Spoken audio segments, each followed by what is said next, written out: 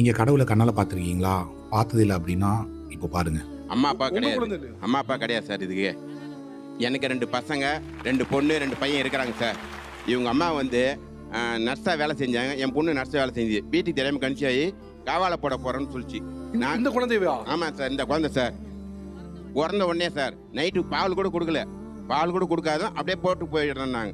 நான் என்ன பண்ணேன், சரி நீ கொண்டு வந்து என்கிட்ட கொடுத்துருங்க, நான் வளர்த்துக்கிறேன் அப்படின்னு சொல்லிட்டு நான் வாங்கி வளர்த்துக்கிறேன் சார். எங்க வேலை பார்த்தீங்கய்யா? நான் தள்ளு வண்டியில் பொறி கடை வச்சிருந்தேன் சார். நான் ஓ, கோயில் திருவண்ணாமலை இப்போ டென்ட் விட்டுட்டாங்க. என்னால் கடையும் எடுத்து நடத்த முடியல. கடை இல்லாதனால ரொம்ப அதான் சொல்கிறது, எப்படி ஒருத்தட்ட போய் ஐயா அம்மா அப்படின்னு கேட்டு தான் வாங்கி இது பண்ணுற நிலைமை உண்டாகிட்டாங்க. எங்கள் வீட்டிலேயே என்னை ஒதுக்கி விட்டாங்க சார். எனக்கு கூட பொண்ணுங்க 6 பேர் இருக்காங்க. அப்படியே தேவையில்லாத வேலை எதுக்கு வளர்க்குறேன், ஓ, எதுக்கு யாரோ பெத்து விட்டாங்க, நீ ஏன் வளர்க்குறீங்க? வளர்க்குறேன் எதுக்கு விட்டுடு அப்படின்னு சொல்லிட்டு சொல்றாங்க சார். என்னால விட முடியல சார், எனக்கு மனசு கேட்கல சார். வளர்த்துட்டு என்னால கொடுக்க முடியல. எனக்கு 5 பசங்கன்னு தான் சொல்லுவேன் எல்லாருக்கிட்டையுமே.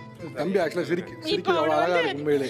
இப்போ அவனை வந்து கொஞ்சம் யாருன்னா நல்லா சரி பண்ண முடிஞ்சா போதும் சார். எனக்கு அவனுடைய வேலையை அவனே செஞ்சுக்கிற மாதிரி பண்ணணும். யாரோ ஒருத்தர் வேணாம்னு சொல்லி தூக்கி போட போன குழந்தைய எடுத்து வளர்க்குறதே பெரிய மனசு. அதுவும் தள்ளாத வயசுல, இயலாத நிலைமையில அந்த குழந்தைய விட்டுறக்கூடாதுன்னு நினைக்கிற மனசை நான் கடவுள்னு சொல்றதை விட வேற என்னன்னு சொல்றது?